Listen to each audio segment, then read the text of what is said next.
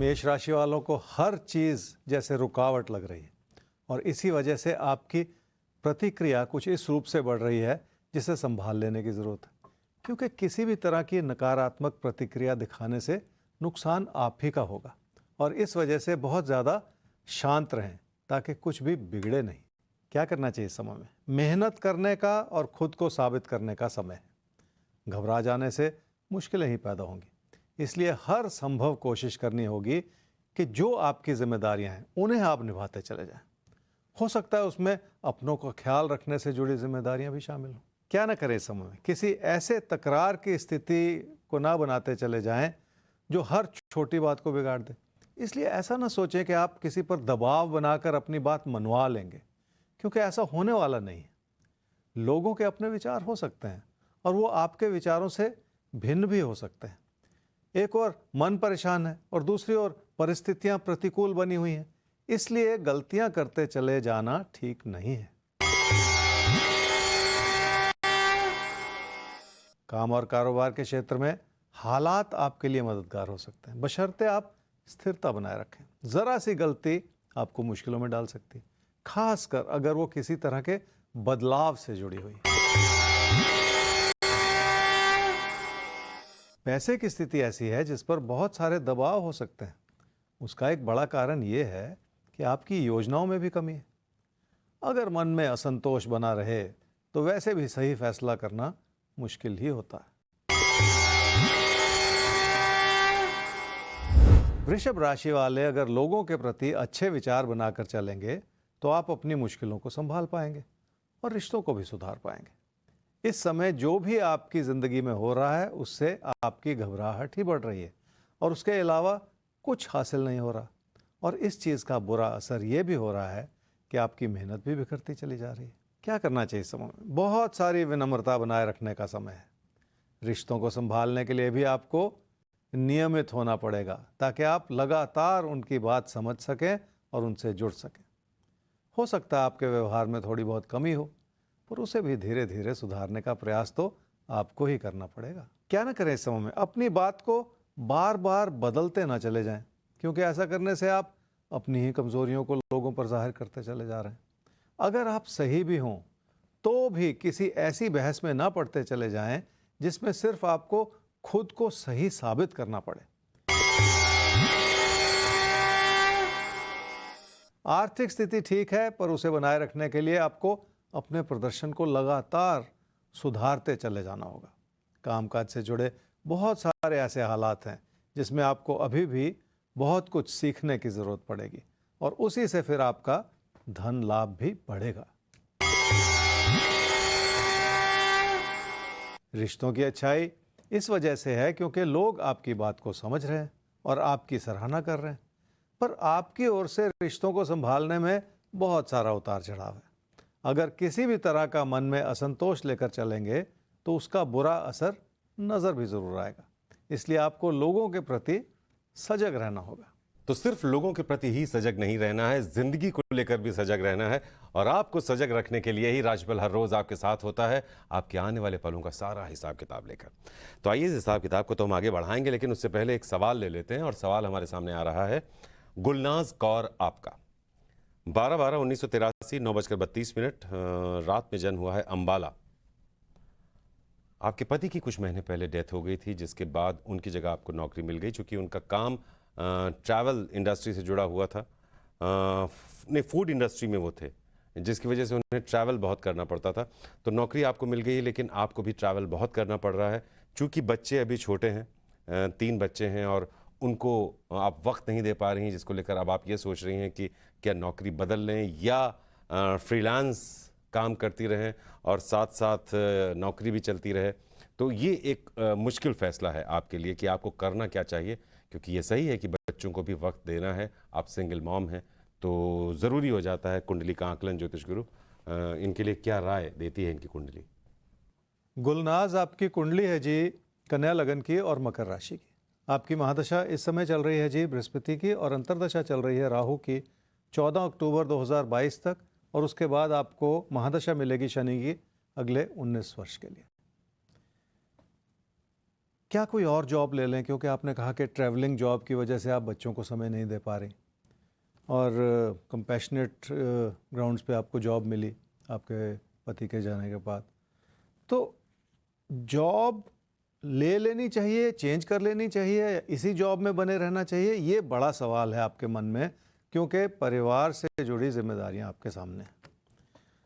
आपकी महादशा बदल रही है बहुत जल्द 14 अक्टूबर 2022 से, और वो समय बिल्कुल आ गया। और जब भी महादशा बदलती है, एक मेजर चेंज आता है जीवन में, तो उस बदलाव को और उस बदलाव के बाद जो समय बन रहा है उसको बहुत ध्यानपूर्वक देखना चाहिए, क्योंकि उसमें परिस्थितियां बेहतर भी हो सकती हैं, खराब भी हो सकती हैं, यथास्थिति भी बन सकती है, लेकिन बदलाव अपने साथ कई बार बदलाव भी लाता है। इस बात का भी मनन साथ में करना पड़ता है किसी भी कुंडली को देखते हुए। आपकी कुंडली में क्या इशारा है जी? पहली बात, आने वाले 6 महीने में आपको जॉब चेंज मिल सकती है, ये तो आपकी इच्छा के अनुरूप एक बात उभर कर आई। लेकिन दूसरी बात थोड़ी सी मुश्किल वाली है, वो ये है कि इस जॉब चेंज के बाद आपकी जॉब की स्टेबिलिटी कम हो सकती है। ये सबसे खतरनाक बात है। आपके सामने बहुत सारी जिम्मेदारियां, अभी तो बच्चे बहुत छोटे हैं, सेटल नहीं हुए, और अगर कैरियर में ही इंस्टेबिलिटी आ जाएगी तो फिर कहीं ना कहीं जॉब पे उसका असर पड़ सकता है, उसकी स्थिरता पे असर पड़ सकता है, आपके भविष्य पे असर पड़ सकता है। तो इसलिए कोई भी ऐसा काम जल्दबाजी में नहीं करना है, या जॉब भी जल्दबाजी में इस तरह से चेंज नहीं करनी है कि आप आंख बंद करके कोई फैसला कर रहे हो। इसलिए चाहे अगले 6 महीने में ऐसा योग बना हुआ है, पर आपको फैसला बहुत ध्यानपूर्वक लेना चाहिए। और क्योंकि इसके साथ जुड़े हुए बहुत सारे ऐसे फैक्टर हैं जिनको के बारे में आपको सोचना है, इसलिए मैंने बहुत विस्तार से आपको ये बात समझाई। इस तरह से अब आपको आगे फैसला करना है। तो गुलनाज, कभी कभी ज़िंदगी में होता है कि हमें अपनी प्रायोरिटीज़ देखनी होती हैं ज़िंदगी के तमाम फैक्टर्स पर नज़र डालते हुए। अभी जॉब चेंज तो है 6 महीने में, लेकिन उस जॉब चेंज के साथ ज़िंदगी थोड़ा सा हिल जाएगी, थोड़ी सी अस्थिरता आ जाएगी। तो इसलिए अभी आपको फैसला ये लेना है कि इसी प्रोफाइल के साथ आप चलें कुछ वक्त तक, वो आपके लिए बेहतर रहेगा क्योंकि यहाँ स्थिरता है, या अस्थिरता की तरफ आप बढ़ना चाहती हैं। तो बहुत सोच समझकर फैसला लीजिएगा। और वैसे भी रोज़ आपकी ज़िंदगी से जुड़े फैसले गलत नहीं होंगे, क्योंकि आप राजफल के साथ हैं। हम आपको हर रोज़ बताते रहेंगे कि कैसे आपको ज़िंदगी में आगे बढ़ना है, क्या करना है, कैसे करना है। तो हमारी शुभकामनाएं आपके साथ हैं, बस सोच समझ कर ही कोई निर्णय लीजिएगा आप।